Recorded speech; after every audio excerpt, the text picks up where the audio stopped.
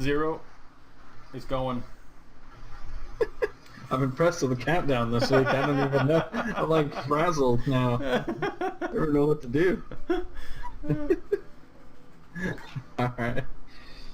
What is up, guys? Ctrl+Z, episode 12, coming at you right here. It's just the Three Musketeers tonight. Zach had to go and educate himself, so he was not able to make it in tonight. So we are missing him, but presumably he will return next week. We miss you, Zach. So I want to start off this week talking about something that happened this weekend, and that was Evan being in two places at once. I was. So he was at the European convention there with Tom and his booth, and then also at UMG Dallas with the Optic team. That must have been pretty cool to see your artwork on display. It was pretty cool. I had no idea that the Optic thing was gonna kind of debut that week. Go out that way. Yeah. That was kind of cool. Yeah. I wish I could have been at one of them, just to hang out, but it was pretty cool. I guess I both didn't of them. see the Optic stuff. What did they have? What was the Optic stuff? I didn't see that. I saw Tom's stuff. Do you remember that skull that he did for them? It was a while back. Mm-hmm. Yeah, it's been a while. I think so. Yeah, they got their Astros outfitted with the skull on the ear piece. Oh, nice. Yeah, it looked pretty sweet. From what I understand, that's supposed to be, the plans were to have those available to the public. So at some point, I'm assuming you're going to be able to buy them somewhere, but I don't know what the story is. So those must have been the first batch that came through. And it was pretty cool. Pretty cool. Yeah, it's pretty cool to watch the stream and then go like, oh, wait a minute, that looks familiar. Wait a minute. Yeah, they turned out good, man, but that booth for Tom was just sick. I hope he got to take all those panels home. I hope that they didn't make him leave them or something, because yeah, that stuff, the printing on them, at least from what I can tell from the photos, look pretty sharp. So yeah, large format graphics is always hit or miss. They can either turn out really good or they can look really crappy. Mm-hmm. So, well, that's a testament to the process too. You know, not only your process and making sure that they're going to look good in a large scale format like that, but also the printing, as you mentioned. Oh yeah, so everybody does them differently. Some people want, you know, I guess mathematically it breaks down to the same thing, but they'll say a tenth of the size at 300 DPI or something. Then some people want full size at like 75 DPI or some other weird thing, and then some people just want vector. And then so getting the specs down before you jump into one of those is usually that's usually the big holdup, to trying to round it up and get them to, you know, because usually that was vector, wasn't it? No, that was raster. That was all 75 DPI at full size. So oh wow, they were big files, but they weren't as big as, like, you know, high res stuff. But yeah. It depends on what they're printing on and the size and the printers and a bunch of other factors. Yeah, with that giant place Tom is building, they would make some nice art pieces. It better cover a wall in his house somewhere. You hear that, Tom? If you're listening, you better see a photo of that in your house. Yeah. So did you guys catch any of the live stream for that stuff? I popped in a little bit on it. Yeah, I unfortunately I don't get to really follow that much stuff anyway. I don't sort of catch a lot of that scene or anything like that. So I'm assuming it was some sort of convention scene or something like that, or a gaming. Yeah, competitive gaming thing. Yeah, it was a competitive tournament. Right, so like an MLG type thing or something, is it? Yeah. Right, okay, yeah, no, well, I mean, I was away the entire weekend anyway, but that's why I saw the things come in later. I was like, oh, I wonder what they were. So I'll have to try and dig it up and see if I can find a picture of it. Yeah, that's pretty. Because I remember the skull now. I think that's awesome. Yeah. Yep.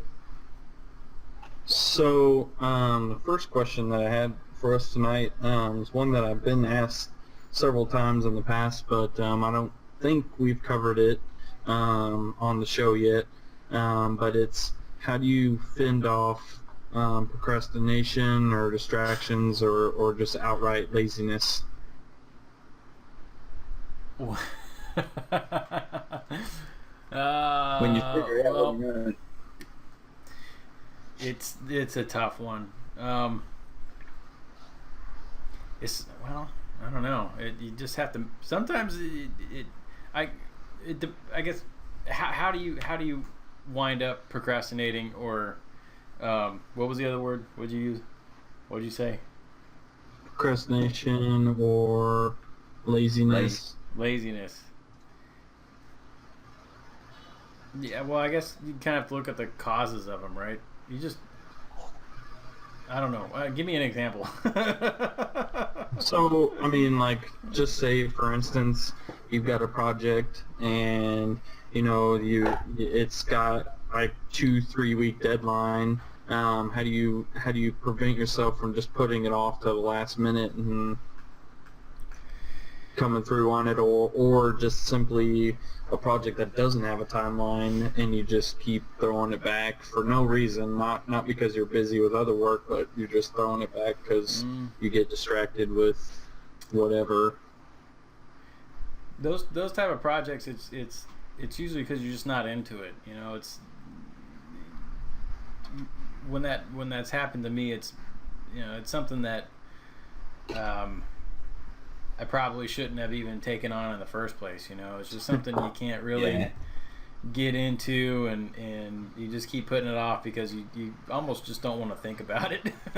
So probably the first line of defense is if you wind up into something where if you don't, unless you have to take it, if it's something that you're not going to be super thrilled to do, then I would say just maybe not even get involved up front, and you know, try to take on something more that's, you know, up in line with what you want to do. But if you have to take it, then it's just kind of like willpower. You just got to sit down and do it and just motor through it. I mean, the quicker you get it done, the quicker you can get rid of it, right? So Yeah. if it's something like that, and sometimes some of those projects that you do procrastinate on, in the end you might wind up finding out that, you know, you learned something that you didn't know before. You figured out a solution, you know, a whole different solution that you never would have come across before. So sometimes they work out in your benefit, but you just got to sit down and do it. Bite the bullet. Look at it from the perspective of somebody who is like newer in the design profession, where they're starting to make money off clients, but they need to sort of build that client list, build that portfolio, build that word of mouth, and they have to take on those projects. You know, they can't be choosy with projects. They're just gonna kind of take what comes. If you go to art school, you're gonna get a lot of those projects in art school. You're gonna get stuff that you're just not into. But you know, or in any job, you know, there's gonna be something that you just don't want to do, but in the end, you want to get paid, and you probably want to keep your job. So you just kind of gotta motor through it. And yeah. If you're ever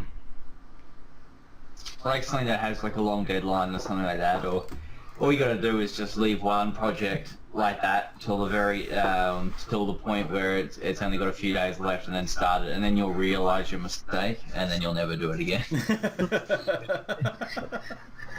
But in terms of like lack of motivation and stuff like that, like I had that happen a lot, sort of thing. Like even yesterday, because I've been off the computer off the internet entirely for a couple of days, so completely removed from it all, and then, coming back, it's just, like yesterday, I did all the emails and all the admin stuff, and I was like, it's not happening. So sometimes I think you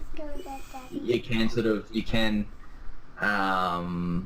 realize that it's sort of like yesterday I just sort of said, okay, well, this isn't happening. So then I sort of just, okay, I went and did something else, or, I did have that liberty where I could do that, though.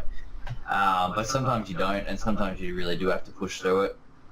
And usually it can just be something like maybe putting something on in the background to sort of take your mind, so you can sort of put your brain somewhere, so whether that be music or, podcasts. I know that sometimes, like, I can listen to, something funny or something like that in the background. It can usually makes it a little less painful.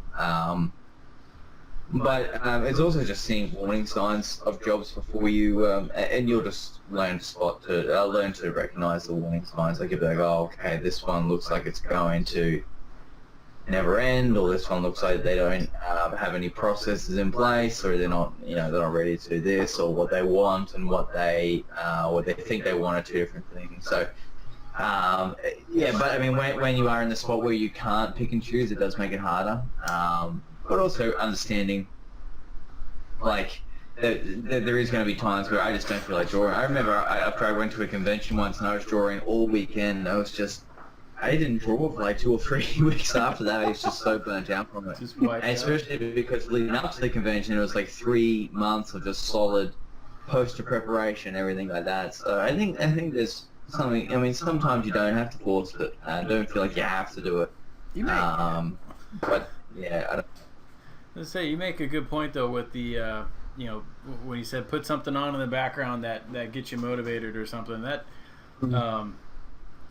now that I think back, with some of those jobs that were hard to get through, it's usually, when you surround yourself with stuff that you're comfortable with, even when you're not comfortable with the project, but you get music playing, or you I don't know, just sit in an area that inspires you or motivates you. Or for me, I load up on coffee and then I put a little G Fuel in it, and that makes everything go a little better too. But just one. Smooth. Very smooth. But Ctrl+Z, 10% off gfuel.com. Yeah. if you're feeling more inspired and you can affect your environment, that does make you more productive. Yeah. Theoretically. Yeah. Yeah, that's what I was gonna say. Is like, oddly enough, whenever I'm fending off, not necessarily procrastination, but just being unmotivated, I'll get up from the desk and kind of just have a walk around, or watch one of my favorite movies or something like that. Just to sort of get my mind off of it and put some distance between me and the project, and then I'm kind of like, ready to get back into it. But also, I depend heavily on schedules in all aspects of my life, not just design. So I really depend on having that set schedule. So I know that if I don't do what I need to get done in that time, it's going to just set me back further and further. Every time I put it off, it just sets me back further and further. So I really depend on that schedule to keep me honest as far as fending off procrastination. And the other thing I would say is learn the difference between you telling yourself that you're looking for inspiration and just wasting time. Like a lot of people say, oh, I'm just going to go play this video game to try and find a little inspiration or something like that. But I hear that one all the time. It's like, well, the better thing to do, put like a video of someone playing that on your screen, or watch a video on YouTube, because then it's sort of limited time, and what happens then is your brain isn't processing your hands and actually what's going on in the game. You're actually sitting there and you're appreciating what's going on rather than actually trying to figure out. There is ways. I'm not sure if that sort of explains itself probably, but just don't. It's very easy to trick yourself into, hey, I'm searching for inspiration. That's what's taking me so long, or something like that. So just be. I guess you kind of got to be smart about it. And when money's on the line, then obviously that can make you be smart about it, but it all comes down to self-control a lot as well. Yeah.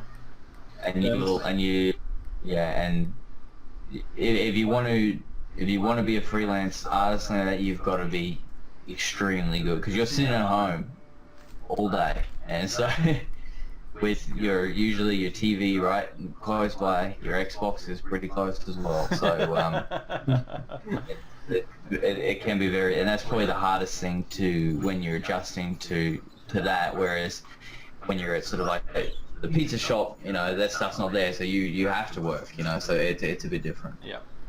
Yeah, that's something I was alluding to with the watching the movie thing. It's not so much like watching the movie itself that I enjoy, because most of the movies that I own I've seen 1,000 times, but it's just appreciating the cinematics, the artwork that goes into those kind of things. Sometimes it'll just give me that little spark that I need to lay down some work. Change the scenery. Yep. So, something I actually didn't have on the slate for tonight, but I just remembered it, that I wanted to bring it up and see if you guys had heard about it. But it was this designer. Yeah, he's a professional, I believe freelancer, but I'm not 100% certain on that. But he was approached by Showtime to do some promotional graphics for a boxing match, one of those pay-per-view events, and it was like one of the big ones, like a Floyd Mayweather fight. It was a big event, and they basically approached him, and the design that they wanted, it was going to be a contest, is how they had set it up, and they were going to approach several other industry professionals, and have them create graphics for this boxing match. And the one that they liked the most, they were going to select that person, obviously use the work that he did, and fly into Vegas to watch the fight, and then he could see his artwork in action and stuff like that. No pay. And so the guy actually emailed him back, and I wish that I had it pulled up to really do it justice, but he basically emailed them back, and probably in the most sarcastic way possible, he said, "Screw you," basically. Don't disrespect me like that. I think he said something like, "I know that these boxing matches are low-budget affairs, and you guys can't afford to pay a graphic designer." Just extremely sarcastic. But his bottom line was, "I don't work for free, and just because you're Showtime doesn't mean you can request work for free." Right. That's So, I thought it was pretty cool. I don't know that I would have. Is that had the true? gall to do that. I wouldn't think somebody like Showtime would even do something like that, but Apparently it was. He had the email from Showtime, and they replied back to him, and so Don't put this on the internet. they'll put something in. Non-disclosure. Yeah, you'd be surprised at how often this happens, and especially in sort of, I don't want to say the game we're in, but I guess with all the, I guess we all do a lot of work for people on YouTube, or we have friends that sort of reside there, and that's where we sort of get our work from, and you would be surprised, well, probably not, but at how often this happens with a lot of the people. I'm not going to say any names or anything like that, but it's gone to the point where people feel that it's a privilege.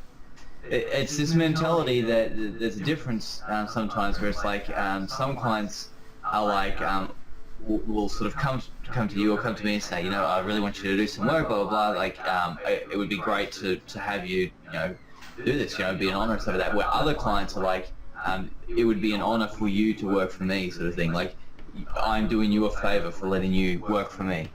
And so, and there is a lot of that sort of, oh, it's a contest, or oh, everyone throw me your designs, and like I'll pick my favorite one and I'll make it into a T-shirt design or something like that, and I'll give you a shout out or something like that. And it's like, well, I mean, yeah, it happens a lot more, and there's the whole, I don't want to say sort of internet fame, but popularity levels and stuff like that can sometimes make people do some kind of silly things. So it's scary at how common it is. Yeah, it's funny how it affects different people different ways as well, you know? Like some of these guys, they enjoy the success on YouTube, and, you know, they're obviously making a decent amount of money at this point, and they're not shy about saying, you know, let me pay you for your work. Like some of them will just straight out like just say, let me pay you for your work, give me any price. And you know, some of them are like that, and then the others, just like you said, Josh, are like, you know, you want to get paid? I can't, like, they can't fathom that you don't want to work for them for free. I've seen some of these guys mention where they're kind of like in shock that people charge. You know, they're like, but I've gotten GFX for free forever. Why do you mean you're going to charge? It's like, okay, well, whoever set the tone first. I know the guy you're talking about there, because I think he took the tweet, you just copied it word for word, but yeah, it's exactly the stuff that I'm talking about. It's like, okay, well then talk to them. Like, why aren't you going back to them for more work? It's like the other day I was doing some work, and another one of my clients said, oh, I've got to finish this work for these people, and they said, oh, you know, how's it going? Are they sort of, you know, paying? I know that because I've heard that they can be, that particular client can be maybe a little bit tight with money or something like that. And I'm like, well, I mean, it doesn't matter. Like I just say, this is my price. You know, it's, you know, take it or leave it sort of thing. You know, if I wouldn't be working for them if, you know, it wasn't that sort of situation. So that doesn't. I'm not trying to come off as arrogant, but I'm not the kind of person that's going to completely drop his trousers for someone with, you know, internet popularity or something like that. You know, so I don't drop my trousers for no one. It's just tough for me. It's just tough for me to understand sometimes where people think that it makes up for the monetary compensation. Like where, like, what are you gauging, you know, a follower, subscriber, or whatever? Where do you put that on a money scale, like 1-to-1, or, you know, 10 followers equals $1? Like, I just want to talk to one of these guys that does graphics for free all the time and ask him what their follower to money scale is, and see if maybe they haven't even thought about that, and they just. I think there isn't any way to measure that. Yeah, you know, there really isn't. There's nothing, because you could, if you're going at it and you're thinking, I'm going to get clients out of this, well, you may just end up with a nightmare of an inbox that goes nowhere. I mean, there's really, you never know. It more often than not, it doesn't pan out very well. I'll just be honest.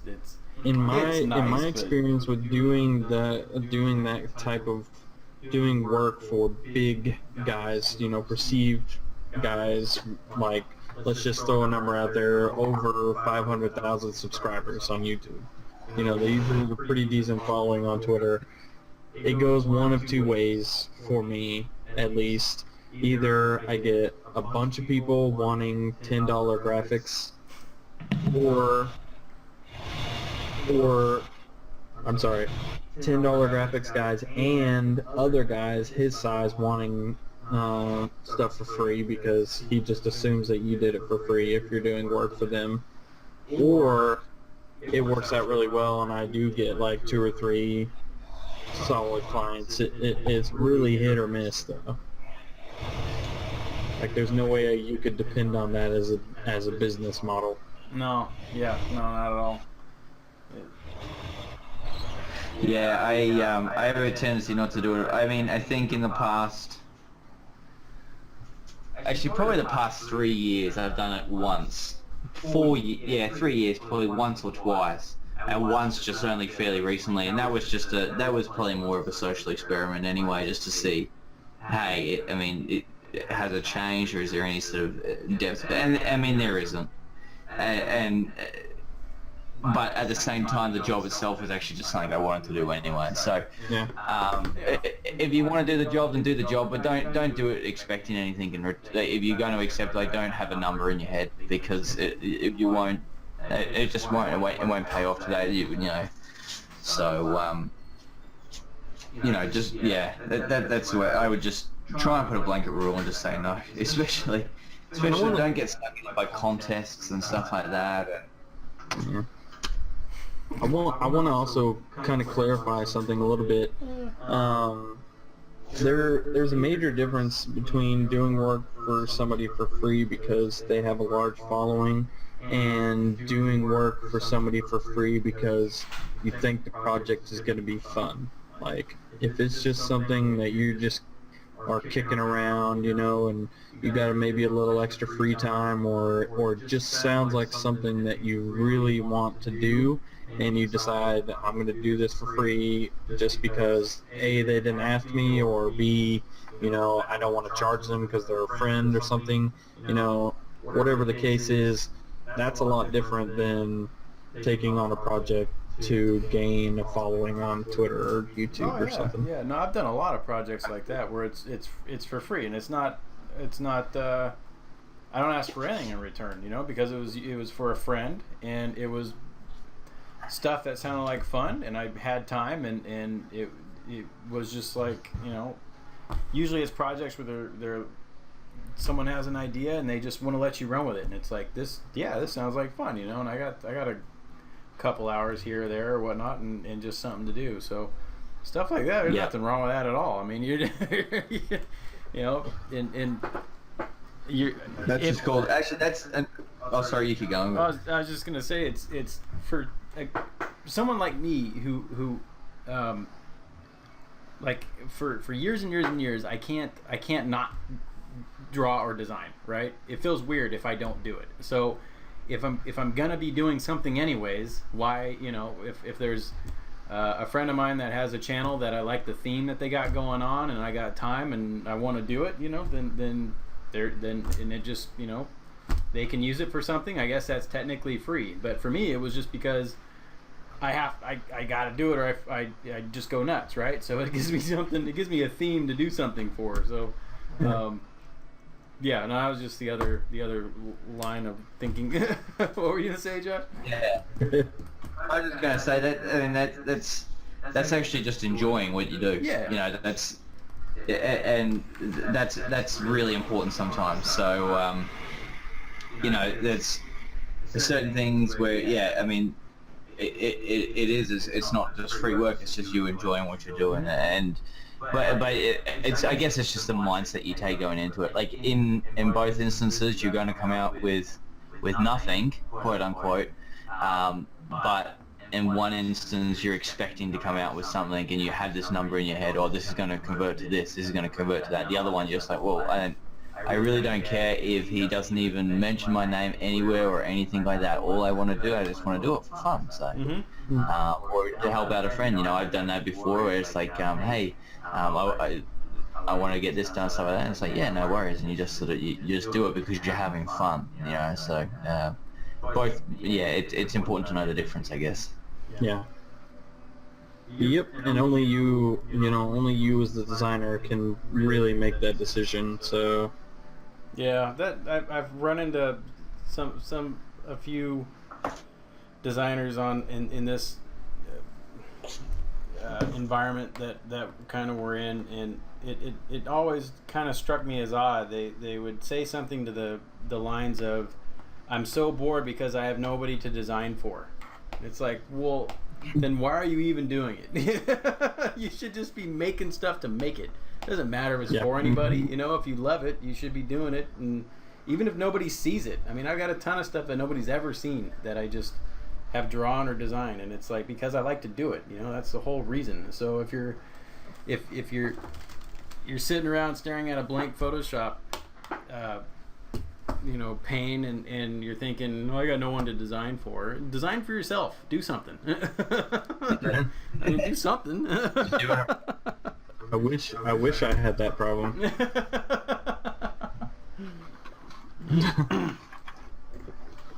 So be very appreciative of those days. Yeah. Because they'll be gone. They are very They few. Yeah. So something else that was a little off the cuff here, as far as the topics that I had planned to talk about, but it was something that I actually wanted to bring up with Josh last time, but he wasn't able to make it. He had talked recently about trying to switch up his game a little bit and try to do some other work than just the Minecraft. Like, you don't want to be known as a Minecraft artist, right? Yeah, what it came down to, and it's been something that's happened over the fairly recently, I guess, but in the end, when it's like with any business, I'll try not to ramble on too much about it, but I mean, it seems like just a short, like it seems like it's such a little thing. Oh, I don't want to be a Minecraft artist. I'm not going to do Minecraft stuff, but the logic behind it is a little bit deeper than that, I guess, because you know, anytime you start a business or you start doing something or you put your name towards something, you have a vision in mind, and there is something which drives you to continue doing what it is. And as an illustrator, I mean, I remember when I first started doing stuff, I was predominantly doing work which was sort of, you know, a lot of sort of fan art, video games, like anything sort of geeky, you know, it's like Star Wars stuff or video game stuff, and these people would come to me for, you know, personal commissions, like have me dressed up like a stormtrooper and stuff like that, and that was the stuff that I really started cutting my teeth on, and that was really how it all came about. You know, it was, I would go to these to the conventions and I would sell all these posters. We did the ABC print, which was really, really big, and it's still floating around today. You know, and all the stuff, and then, you know, as it slowly sort of progresses, I started doing all the Minecraft stuff as, you know, the work was coming in, and that's fine, but it gets to the point where and it's sort of, it's hard to explain without, I mean, and I'm trying not to, I don't want to sort of rag onto the Minecraft community and stuff like that, but the Minecraft stuff has never really, you know, there's always this like, oh, how would I draw this in Minecraft, or how would I sort of convert this, or I want to have this idea and sort of put it into this Minecraft thing, and that was fun, but it's gotten to the point now where there is nothing in Minecraft that I haven't done. Like, I have done 150 dragons. I have done, yes, you're fighting this, you've got this, you know, I have done everything in Minecraft. And so now it's like, it gets to the point where, you know, you wake up one day and you go in and you're going to work and you're just going through the motions now. It's just like, okay, I know how to draw this because I've drawn it a gazillion times. I know how this is going to look, you know, I know, you don't even have to think anymore. You can literally just draw, and that doesn't happen with everything. That happens with Minecraft because there's only so far you can push it, because you do have to keep it all square. You know, it's like you miss sitting there for an hour trying to draw a hand because you can't get a hand right. You know, you don't have that because there is no hands. It's you know, I just remember waking up and being like, because it got to the point where, like, a few weeks ago, I was like, if someone came in here and said, hey, I got a job for you at Pizza Hut delivering pizzas, I would just pack up the books and just go, because like, there was no, I didn't enjoy it anymore. It was just, I was just drawing. I was just, and it can be the same with, and it's not just the same with me, you know, it's the same with everything. And that's where I got to in my previous job as well. It's like, I was just coding. I was just coding, you know, and I was copying and pasting code at times. You know, okay, I've done this here before, paste it in, you know. Yeah. And you've got to recognize that before it becomes sort of too sort of venomous, I guess. And so it really got to the point where I was waking up, I was like, I can't draw another square. But I mean, my Minecraft stuff isn't going to go away. It's not about sort of getting rid of that, because I worked hard to get to the point where I am now. With the Minecraft stuff, I've got a very specific style, which is different to what a lot of people do. And I'm not saying getting rid of that, but it's all about offsetting that with other stuff that you enjoy. So that's why I start trying to, and actually came around at a good time because I had a lot more sort of non-Minecraft work come through. So I think it's just very important to remember and always keep in mind sort of the original goal. And my original goal was never sort of anything along those lines, and that's why I was starting to get sort of burnt out on it and stuff. And so variety also helps things as well. People like different variety and styles, I guess, as a designer. And illustrations is more like different subject matters and all this sort of stuff. So I guess that's where it can, and getting back to so I hadn't drawn on a piece of paper in a year and a half, because I don't need to, because I know it's a square. Like, I know how it's going to sit. Like, I don't need to. There's only so far that you can explore. Yeah, it's burnout. And so as the train rolls past.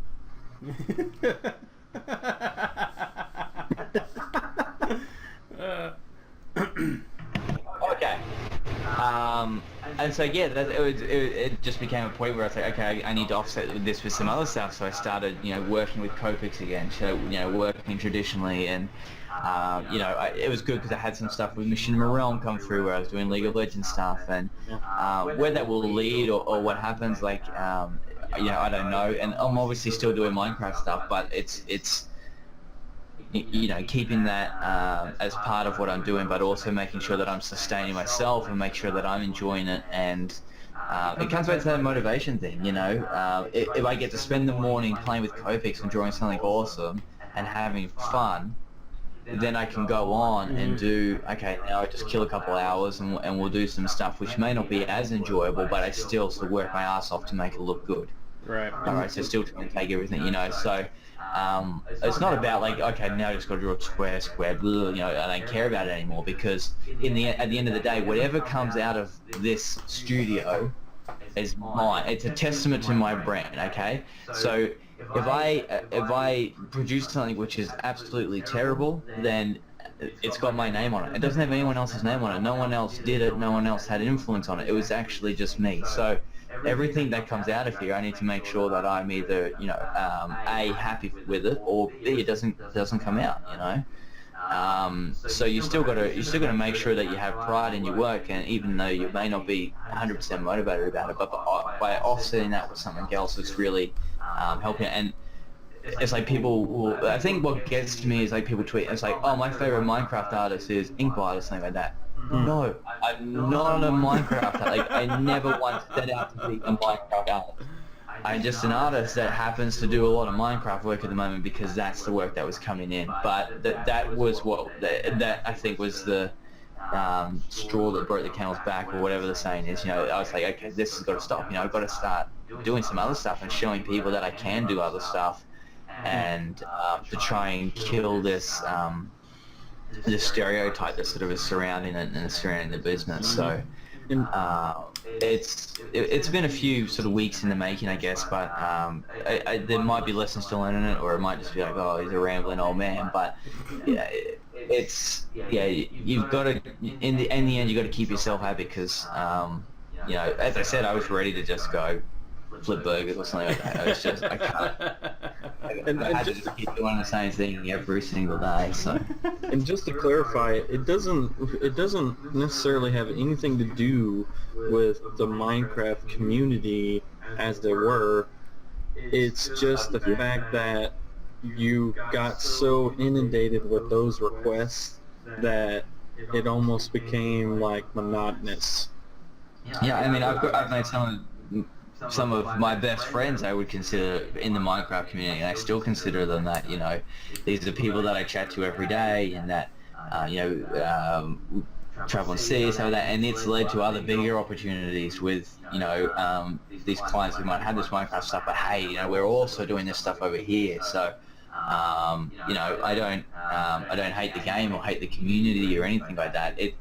it's just so happened that I'm, it could have been the same with My Little Pony. If I was doing My Little Pony things for an entire year, variety is a thing that, think of your favorite meal in the world. If you ate that every single day and everyone said, oh, I'd be fine, trust me, I've worked in fast food, it's not. You eat the same thing every single day.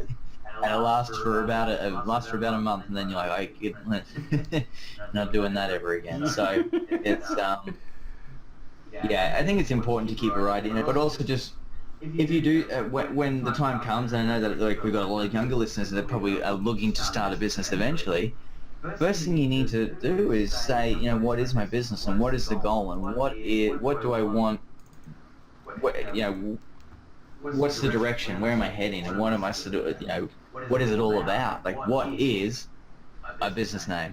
And try not to get away from that, and I think that's the other important thing as well. I guess people start calling you a don't set your business out to be a Minecraft artist, please, either, because that's very silly. Because Minecraft will finish soon. Like, there'll be another game soon. So if you are doing Minecraft stuff, just start practicing other stuff as well, because I don't want to lose all these really talented artists just because they have to start drawing hands. It's the world will shift.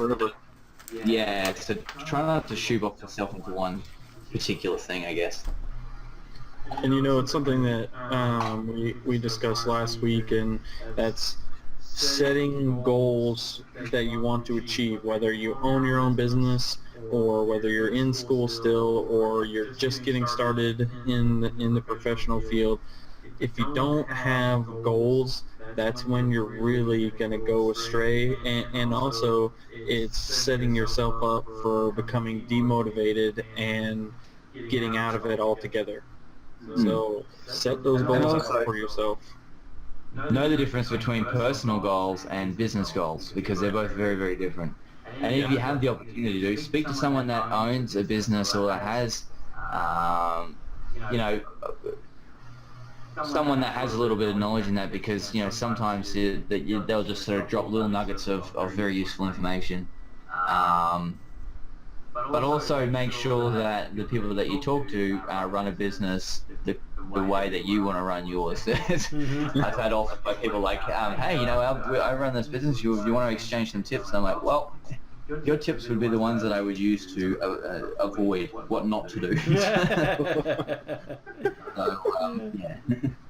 Well, the original reason I brought that up was to actually get your guys' thoughts on altering people's perception of what it is you do, or if you get stuck in doing something like that where it sort of takes off more than you had anticipated and you're sort of locked into that because of client requests. How do you alter that perception and sort of start to break away from that and get into other things that you may want to do more or more along your business model? I don't know. I think you just got to keep changing it up. You can't which can be good and bad. If you change it up too much, you don't have a chance to refine anything. But playing around with different styles and playing around with different looks and techniques, and mix and match, and just have as much variety as possible. Now, I guess the other part of that, though, is you have to have the time for it. So you have to make time for it, and sometimes get out of your comfort zone a little bit to try something else out and just see if it's something that you might like doing as far as a different style or a different approach. Do you think that it's possibly a little dangerous to try and get into too many things? Like, instead of mastering, illustration or web design or programming or, mastering a field and going with that, instead of doing that, you decide to sort of sort of put your hand in all kinds of different pots. You think that is a little dangerous to do that, where your work might suffer a little bit if you try to take on too many things, too many new things? I think it's important to try new things. But going back to the previous question, though, just quickly, I mean, the way to shift your what people think of as the best way to do that is to not see your business go down that way to begin with, and so know the sign. And that's where I went wrong. You know, I wasn't doing other stuff. I wasn't practicing other stuff, and so you know, which is one of the things. But I mean, getting back to it, it's important to. I think it's important to try things, but you don't have to. Remember, you don't have to release everything you do. Yeah. You know, I've been doing a lot of typography stuff, like a lot of sort of calligraphy practice, stuff like that. No one on God's green earth is going to see that because it is the most foulest looking stuff in the world. But I'm not also going out and selling it. You know, this isn't something that I do, but this is something that I'm enjoying. And hey, you know, this is different. This is a challenge because this is actually hard. And holy crap, I can't do it. Now I've got a lot more appreciation for people that can. But, you know, you're not going to see that. You're not going to go to my Instagram and see that. You're not going to see, you know, it's so, I think it is important to try new things, but, you know, you don't always have to, you know, make it known. It's like when all these people are just starting out with drawing and they start making speed ups and stuff like that on YouTube. And, you know, that's the one thing that I always say is don't record yourself. Turn off the camera. Just draw. Yeah. Because as soon as you start recording yourself, I mean, if I have to record myself, I'm like, oh, man, you know, it does. You can. It makes you a little bit more self-conscious, and you're like, oh, pause it. I gotta figure out how to do this, and just don't worry about that. Yeah, that can all come if that's what you want. But just yeah. I mean, I guess that would be my advice. Like, yeah, feel free to try 100 different things, but don't then shift your business to be professional calligraphy master. Yeah. Selling. You know, it's I'm still an illustrator. You know, but you know, I'm playing around with stuff, and maybe in a few years' time it might be different. But for now, it's not. No one's seeing it.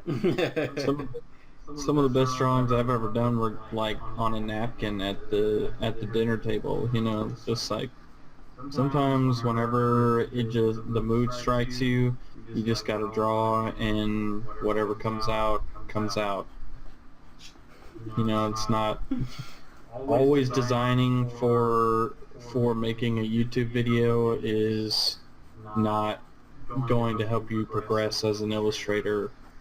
At least not for me, it would never work. But, you know, if you can make that work, then make it work, but I wouldn't suggest it.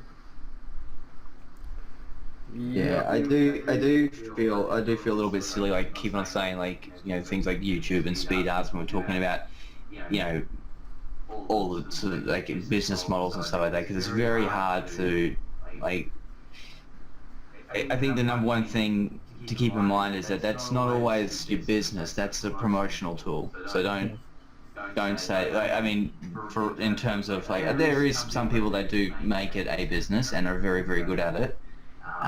But make sure that you are focusing things in the right direction, I guess. Mm-hmm. And I'm kind of in the same place a lot. Actually, almost the exact same situation that Josh is in. Wherein, was that? Whenever I started my business, I originally set out to do web design and programming. And I got caught up a lot in the sort of social media scene and ended up doing a lot of YouTube related stuff, a ton of Twitch related stuff, and a little Twitter stuff here and there. But the point is my business right now is not what I want to be doing. You know, I don't think that there's a lot of people in the community that know me that would consider me a web designer or even know that I do web design. One of my most recent clients, I've had interactions with her through her stream for a while, probably like a year, and she didn't even know that I did web design, which was kind of like a wake-up call for me. Like, you're failing, you know, that's a goal that I had set out, and then I just kind of just got so distracted that I didn't even realize that I wasn't moving towards that goal at all. So Yeah. you know, So I guess basically the title of this episode is Chilling with Two Failed Business Owners at the moment, Evan. I'm not sure if you want to join us, but Evan, would you like to join us?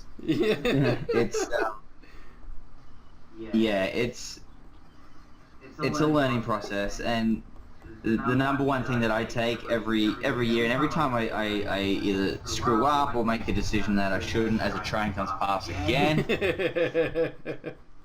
Woohoo! Come on, ride the train. A lot of trains today. Well, basically, just make sure that you're learning from your mistakes. Like, it's okay to make mistakes, and I think it's important to. In fact, in fact, you're going to. I'm going to tell you, you are going to make mistakes, and you know, this isn't specific. I'm not saying that what I let happen was a mistake, but I'm just saying that it's important in business. Just make sure you're learning from it. Don't feel bad about making mistakes. Just feel bad about if you make the same mistake again and don't learn from it the first time. Yeah. Kind of that fool me once, shame on you, fool me twice, shame on me principle. Like, Yeah. don't keep making the same mistakes over and over, or else you're never going to get anywhere. That's it. What about I you, agree. Evan? Oh, I forgot what the question was again. Well, we're kind of jumping between two questions, honestly. But the original question was, whenever you get stuck in a certain design category or, you know, style or something, and people start perceiving you as that type of designer, how do you change that perception and get it back on track? I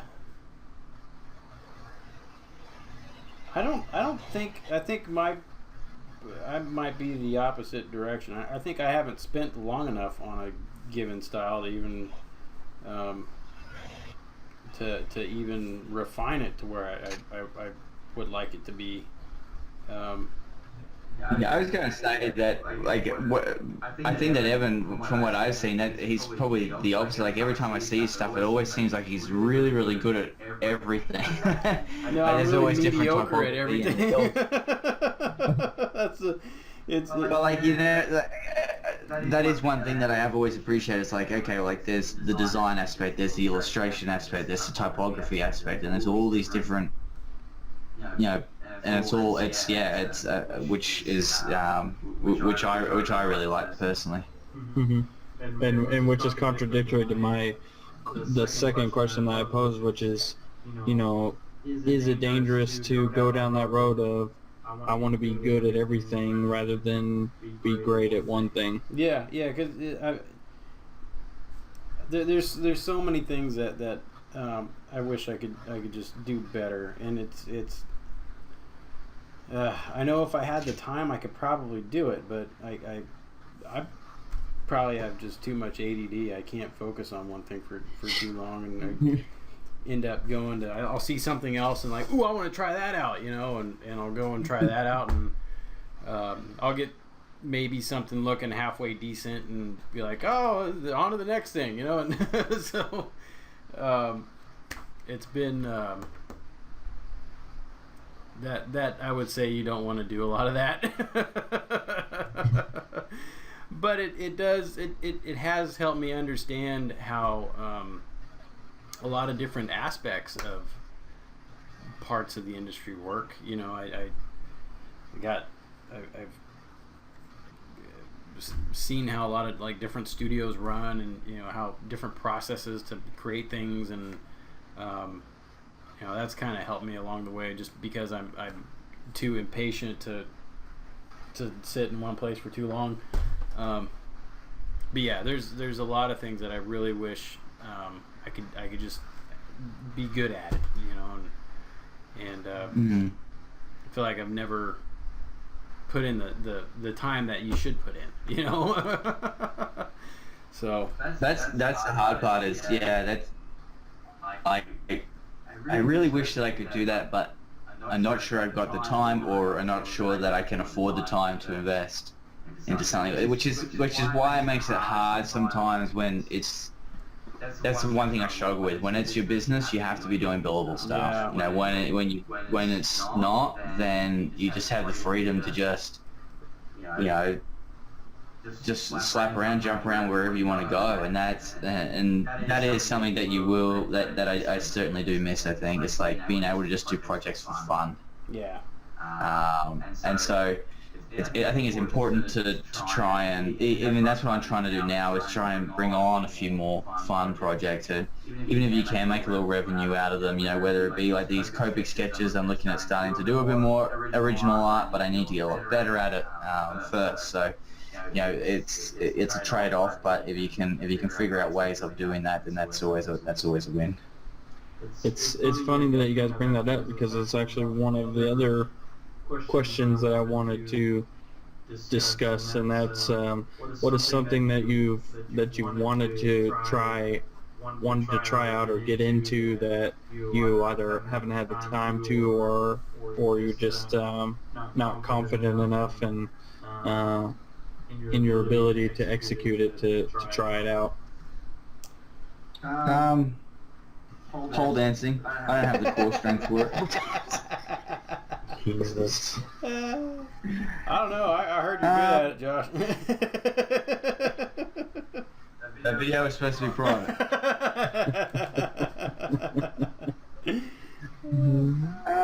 I mean, I've still always wanted to, and I where I sort of started was in comics, and so I've always kind of still wanted to go back there at some stage.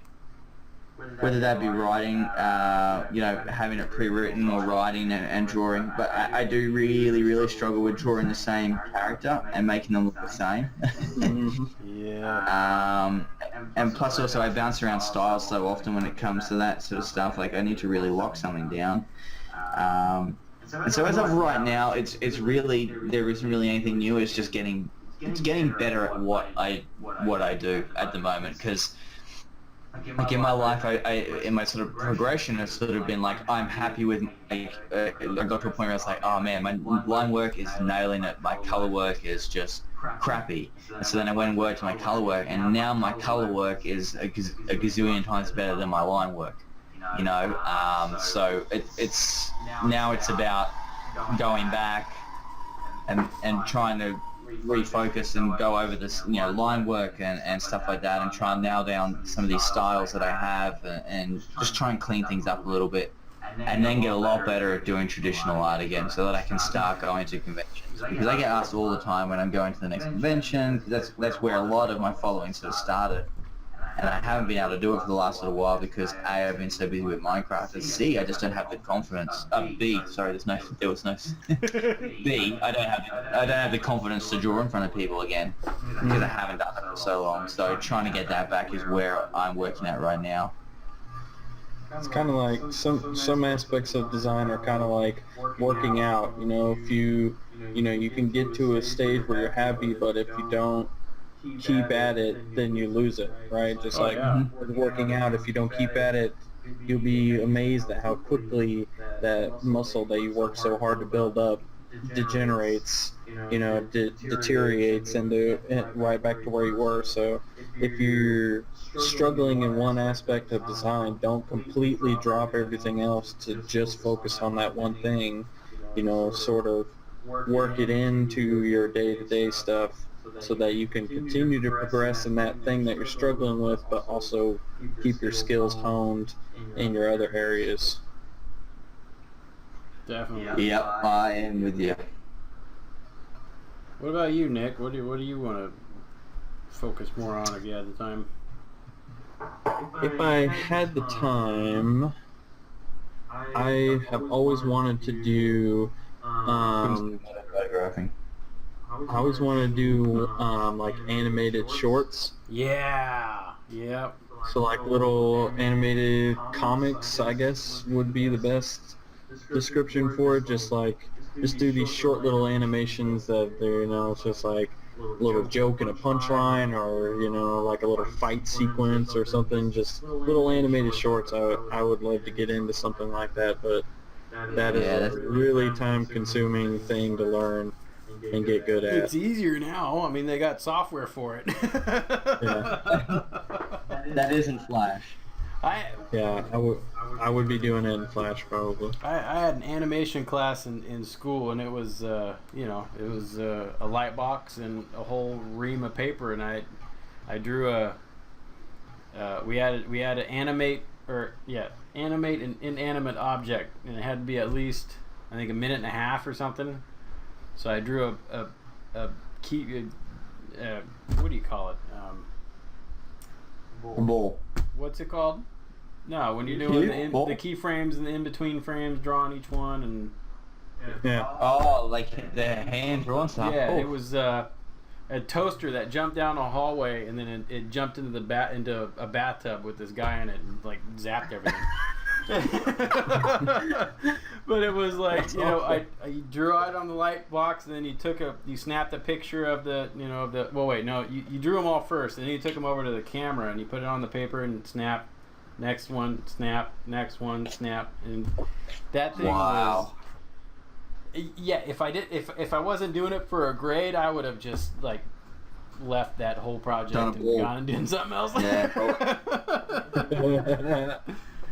That was rough. That was. Yeah. It took. You must be jaded now. I don't even remember how long it took. It took at least a few nights just to do a minute and a half. It was. Are you talking about it was like a flip book thing? Like traditional cartoon. So you draw each frame. Oh, okay. So you have you have a light box, and it's got two big pegs on the top, and the paper you use have two big old holes, and you just put the paper on top of through the pegs, and then you can trace your part of the frame that you had before and move it a little bit, draw it differently, and then just keep stepping it. And I've got it on a tape somewhere. I should dig it up. Like the old school Disney animators that would draw out frame by frame by frame of those old Disney movies. It was. Yeah, that's like my kids were watching Bambi, the original, the other day, and I watched the stuff after. Like they got the sort of like the behind the scenes studio thing. It's incredible, but it's so sad because I know that they all I think Disney completely axed their hand drawn division last year or something, or was it this year? Well, no, they gotta still have it, don't they? I mean, that was the big thing. I think it was for Lion King that one of the big arguments was they had started bringing in computer into it, because there's that scene where he's holding Simba up and it's like panning around the mountain or whatever, and that was like one of the first mixture of traditional and computer for movie screens, right? And it was like, oh no, this isn't right. This is cheating. I think it was Lion King that was the first one. Well, it's just like you see a lot of these movies. I think actually it was Maybe it was Mulan. Little Mermaid. I think it was Mulan. They had those. I know for sure they did it with Lord of the Rings, but where they have these hordes, or these army hordes, and they'll take like one or two actors or whatnot and have them pose differently, and then just computer replicate them all over the battlefield to gain the numbers that they want. Well, then there was guys like Ralph Bakshi. He did the heavy metal movie. If you've ever seen that, a lot of, I think it was that movie. He went out and live shot a bunch of it, and then he just drew over each frame. So technical term is rotoscoping. That's a method. I mean, that's a technique. They would do that. I guess nowadays it'd be extremely similar to motion capping. It'd be the same kind of the same idea where you're filming it live, and then you're just taking the model and then you're applying all your effects to it. Well, same thing for rotoscoping. You had shoot the frames and then go and you can see each still, and you can draw out what that person's doing, and then change the backgrounds and change all the colors, and do whatever you want. So Yep. there's a bunch of different methods for that. Then there's the painful draw each frame with nothing. It's just remarkable the accuracy. It's just remarkable the accuracy, like Josh was saying, that the accuracy with which they can redraw those characters frame by frame by frame, and they look. Well, once you know the pose and the movements, right, then you can do. I mean, Flash kind of works in the same way, right? It guesses the in between frames. So it's you're just giving it coordinates, like this is where the knee goes. This is how the foot follows, and you can it knows it. It's a pain to set that up the first time, though. It's a nightmare. But Yep. Yeah. Anything in particular you wanted to get into, Evan? Oh man, I want to get better at illustrating, specifically for merch, for T-shirts and stuff. And then, I want to, I like the, just the high contrast, getting complex looking images down that only use like 2 or 3 colors. Like traditional screen printing stuff. That stuff I always thought was really cool. I want to get better at branding. Branding is one I've been wanting to really try to turn my brain so I can do that better. And then probably the last thing is fonts. Getting better at creating font faces. And my biggest problem there is that if I'll get one letter that looks good and then the rest of them look like crap. So it's hard to it's hard to try to keep it consistent. That's the other thing. See, this is where my ADD kicks in, because I want to do animation too. So I was looking at the software for that these days to see what people are using, because by no way am I going to sit there and try to draw each frame again. So it's I was trying to see what kind of the lay of the land is as far as what people are using. I'm not going to use Flash either, so what other. And then I wanted to I was getting into I wanted to make helmets, like actual molded helmets and stuff. So I bought all the stuff, but I haven't actually sat down and done it yet. So I was gonna get into that. See, this is where I want to get better at this and this and this and this, and the list keeps going. And then it's like, again, you'll just get kind of sort of somewhere in the range for all of them, and then on to the next thing. Well, and the thing with font creation is like a time-consuming deal. Like you gotta get every letter perfect. That's a big. It's fun though. Once you get font faces going and stuff, my biggest. Like, I like doing the hand lettering thing, but it's hard to get that even when I've scanned it and cleaned it and got it looking just right and then run it through Illustrator, by the time I get it in the font program, it doesn't look like hand-drawn like it did, right? There's just trying to figure out how to go from pen and ink or pencil on the paper with all those little human traits into vector, and it loses so much. That's a tough one. I've been trying to figure out how to get that going better. So something I've been thinking about recently. I don't know if you guys have ever done this or thought about doing this, but something I've been thinking about doing recently is revisiting some of the stuff that I did when I was a kid. Yeah. And sort of like redoing it now that I have the actual technical skills to do something like that. Like what? What would you want to redo? That, yeah, one of my favorite designers, his name's James White, and he runs a studio called Signal Noise. Yep. He did something recently with a wrestling league that he and his friends had invented, and they came up with all these wrestlers and stuff like that. Was that the Starcade stuff? What's Was that? that the Starcade stuff? No, I think this was separate. It was similar because he used the same character template that he used for those. Oh, right. but these were made up wrestlers instead of well-known wrestlers. But I always had this. What's that? No Rowdy Piper? Yeah, no. But they're all kind of like inspired by those pro wrestlers too, so you could kind of draw the references to those pro wrestlers to the ones that they made up. Ah, yep.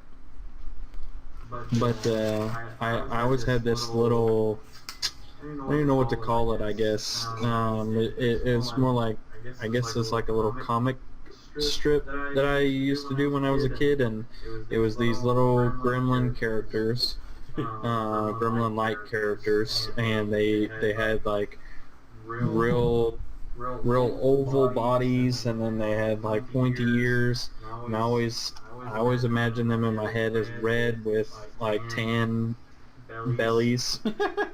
But anyways, they're real mischievous, and so what I would do is I'd draw out the whole scene. It'd usually be like a house or something, and I'd draw these little minions everywhere, and then I would draw like civilians, and then also like police or army, depending on how crazy I wanted to get with it. And once I drew everything in, so everyone's just there, and once I drew everything in, I went to each individual character, each little individual demon or little soldier or citizen, and I had them do something. So whether it was like fire a gun or throw a knife or whatever action they were doing, running away, I would just go through and just do like a step-by-step thing where I would just keep adding actions to it, and then basically when I got done, it was just a giant massacre of these little demon guys, and I don't know, it's just something that I don't know, I probably have hundreds of those drawings. If I could find them somewhere, I would redo them in a heartbeat. Yeah, I never drew as a kid, so I don't have any of this stuff. Well, I mean, I drew as a kid, but like nothing in my mind said, "Oh, keep these." Yeah, my mom just kept everything when we were kids, so that's why I still have a lot of my stuff around. Yeah, see, I started doing that with my kids, and holy, it adds up quick. Oh, yeah. Yeah. And sometimes they come back from school with like 5 or 6 pictures, and I'm like, oh man, each. I'm looking around my office because I just had someone just brought in something today, and where did it go? Yeah, it's also something, it's like what Evan did with his kids, where they drew their little monsters and then he sort of fleshed them out. Yeah, see, that's a blast. I enjoy doing that. It's along the same lines, instead of from your own mind, it's from... Yep. Kids, man, Yeah, they think of the weirdest stuff. Oh, yeah. But they have completely different influences than when we did when we were kids too, so... Oh, yeah. Yep. Yeah, Bananas in Pajamas is all 3D animation now. Yeah. Bananas in Pajamas. Never on my kids' top priorities. It's more Blue's Clues and Dora for my kids. It's like when my kids don't understand why the Transformers movies make me angry. It's like, these look nothing like what they're supposed to. We're gonna get way off topic. I've got the 18-disc Generation 1 box set that I'll send you, and you can show them the... Yes. Like, they don't remember, they don't know when Optimus Prime died, Like, that was just a... Like, how could that happen? Or the original Dinobots. Mm-hmm. Oh, yeah. And the fact that bad guys were always aircraft and good guys were always vehicles. Yeah. How could you screw that one up? And who was the one that transformed into the gun? Was it? It wasn't Megatron that transformed. It was Starscream. Shockwave, yeah. Or was it Megatron a gun too? No, I can't remember now. Yeah, one of them was transformed into the gun, and then that was awesome. Yeah, that was the best. The guy, one of them turned into a cassette player. Yeah, that was. Yeah. And then he jumped in. Yeah, that was so good. Yeah. Oh man, now we're talking. And Bumblebee was a VW Beetle, right? He wasn't. Yes, no it wasn't a Camaro. He's a VW Bug, man. And oh man, there was something else that got to me when I rewatched it recently. I can't remember. I'll remember it soon though. And I was just like, It was like yeah, because the first Transformers, that's the part that made me the angriest when Shia LaBeouf and whoever are getting chased down by the police car Transformer. Yeah. It's like, no, that was a good guy. That was like one of the main good guys. You can't mess that one up. You know, that's. Come on. We'll discuss this further on our nostalgia show, which is called Rewind. Zach doesn't like us derailing it with with Transformers talk. Oh man! Don't let me get onto Beast Wars. Beast Wars. We, I remember Beast Wars. I was trying to Man, that remember was a little He-Man random. names yesterday, like all the Manny Faces and all those guys. Did you have He-Man in Australia? He-Man. Yeah. Yeah, it was a little. He-Man was a little bit before my time. Oh, so I'm dating myself again, huh?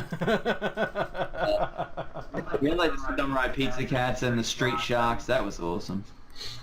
Do you guys remember I remember Thundercats? Hitman. What's Did that? you guys have Thundercats? Yeah, again, literally just a few years before my time. Ah. But otherwise, I only missed it by a fraction. What you guys should do is what I'm about to talk about next, which is a collaboration with other designers. Do you guys like doing those? Is it more of a time waster, or is it something you do to recharge your creative batteries, or is it just something you legitimately enjoy doing? It depends on the content, I think. Yeah. On the subject Me and matter. Evan did a Thundercats collaboration. Who? Me and Josh do a Thundercats collaboration? Yeah. That'd be awesome. Well, see, but let's switch it up. We got to do a Transform because we're both Generation 1 Transformers. Alright. But Okay. Thundercats, Transformers is fair. That'd be cool. yeah, Yep. I could do one Transformer. Yeah. Yeah. We should all do. We should do. Each Ctrl+Z host make their own Transformer. There you go. Collabs are fun, man. I some of the best looking art comes out of those. I remember some of the Pass the Art episodes we did. There was some really good stuff that came out of there, and then Yeah, we got to get that going again. Yep. I know that everyone's keen on it. and then Yep. the last thing I did with I want to say Tobias. His name is it Tobias or Tobias? I don't know how to pronounce it. You know, Zybot. That was Toby. a fun little thing. You know, that was cool to do. Yeah. Just take someone else's name and just do it. You know that. Oh, actually, yeah, we were going to do something, weren't we? We were going to do. We had this idea a few weeks ago We did. for a collab. Remember how we were going to have like a subject and we were going to stream it at the same time? Oh, for the show. No. This was when we were talking. We were talking afterwards, and you were out of town. That's right. And then I had something. Yeah. Oh man. We don't know what's going. What you should do is have Evan do Minecraft art, and then you do I the thing can't where you do put it. Evan's face on random characters. Oh. You're not allowed to use Miley Cyrus, though. That will rot your brain.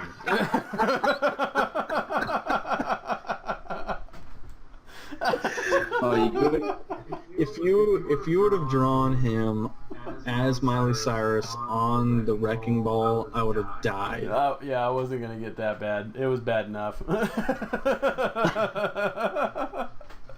Oh man, good I think lord, still those the scene scariest one. thumbnails. The scariest one is turning him into Pikachu. For some reason, that's just like nightmare inducing.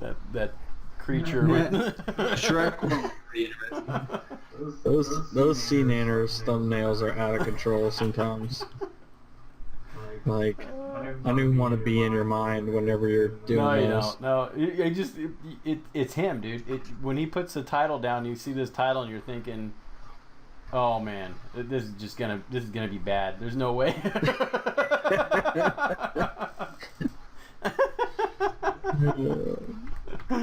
So do you run the ideas by him, or does he just let you go wild?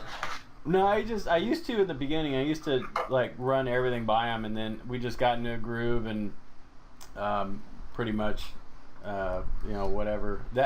That's another reason why it's fun, because it's just like whatever, It Do you have just get as out Do you have there any as kind of possible. estimate of how many you've done? And it's I have to say though, it's pretty funny when I'm reading through the comments and I do see comments related to the thumbnail. People that are just like, what's wrong with you? Why did you draw this? This is scary. It's like I really want to go in there and just compile them all and turn that into my resume. Yeah, we've got a lot of them now as well. Yeah. Yeah. Do you have any estimate of how many of those you've done? Oh, way too many. I was looking a few days ago. You gotta have like 10 gigs worth of those on here. Yeah, I do them all at a high res first, but then here, like if I look at the folder, my computer's thinking the properties, and it should tell me how many files are in there. There's 215 thumbnails in there. Jesus. Wow. Yep. That's impressive. That really is. I mean, you're talking about earlier about getting burnt out on things. I mean, I guess you're still having a lot of fun with it, but you think it'll be a situation where you'll burn out on it eventually? I don't know. Well, they're all different. Every time you think you're getting like, oh, I've done it all, it's like, boop, here you go. Drunk me as Miley Cyrus. Jesus. Like sometimes whenever you post those, I'm like, I just have to watch the video to get this thumbnail. It's a genius like advertising scheme where you're almost like, I have to watch the video now because I have no idea what this is.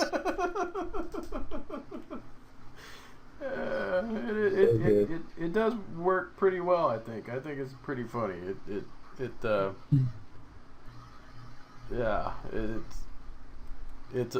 a little bit mind-numbing at times because you're like, what am I drawing? Halfway through it. But it's a lot of fun.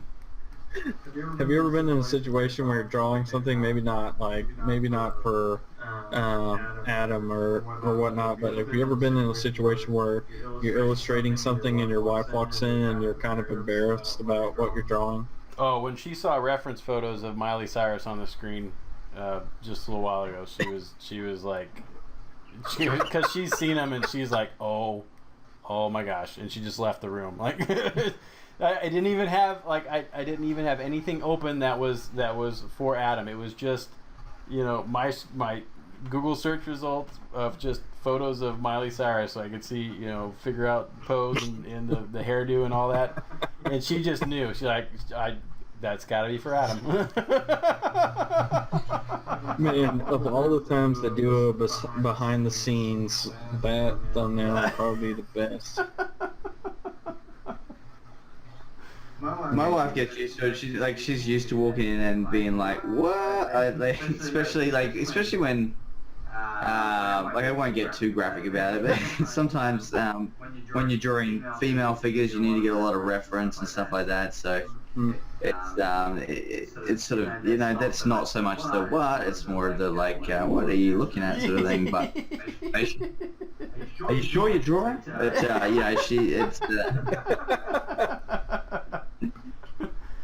she's used to it now, so it's I can't.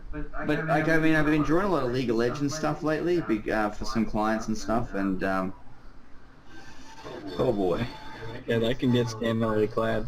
Yeah, yeah. I don't understand what they're even wearing clothes for half the time. It's not protecting them anymore. I can't imagine if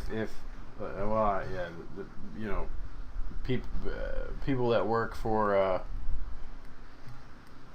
like the person in charge of putting together the Victoria's Secret catalog or something. You know what I mean? I've got Just another day at the office. You know, it's like I swear it's just work. Better take my work home with me tonight.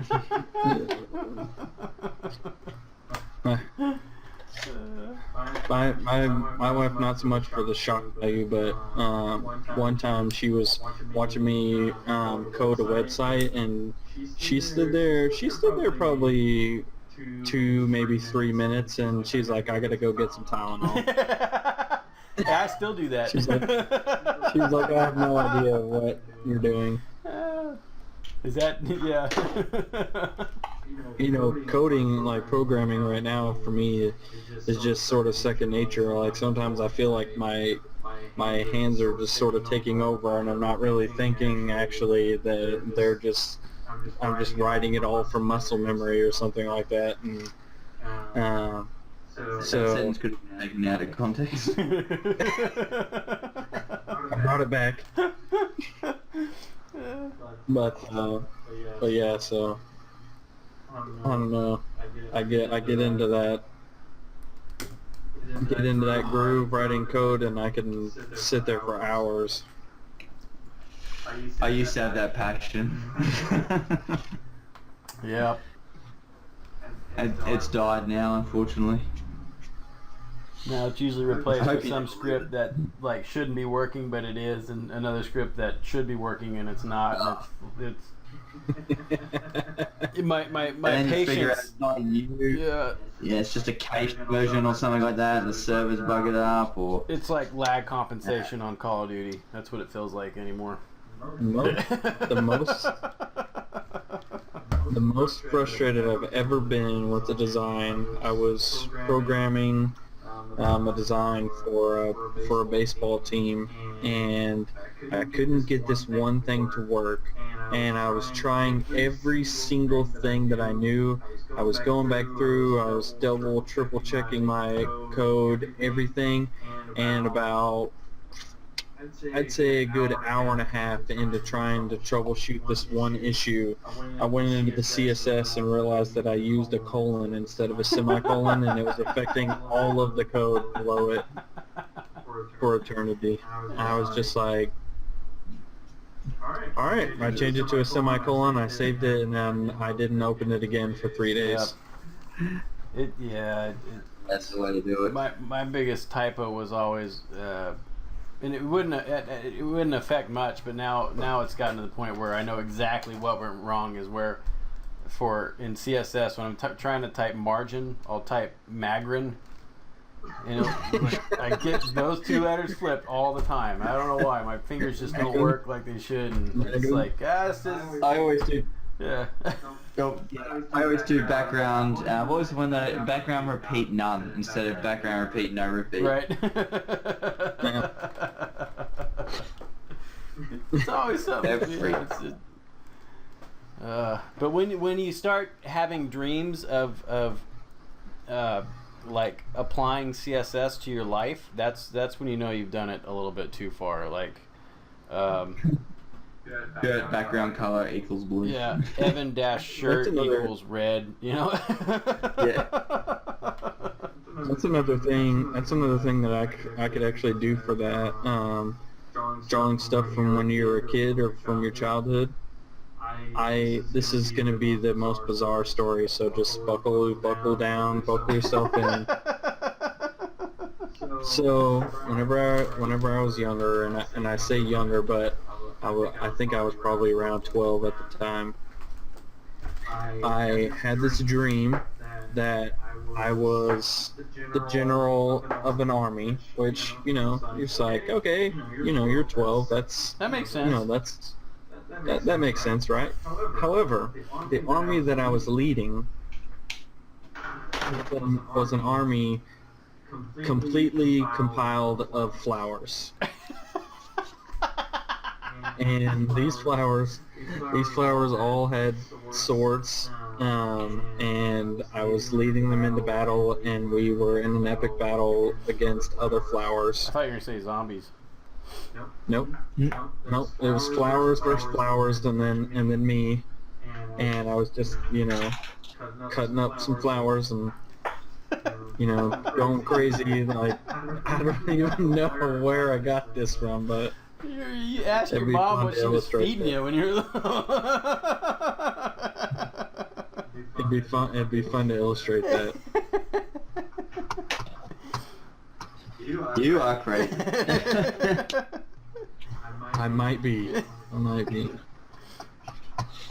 We need to do that. We need to do that story time episode that we're discussing soon. Yeah, I probably just used all my good stories.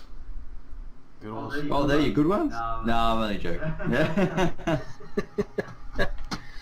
But anyways, guys, I think that's where we're going to wrap it up this week. Just a few things before we go. Check out the YouTube channel where this video will be going up on Wednesday.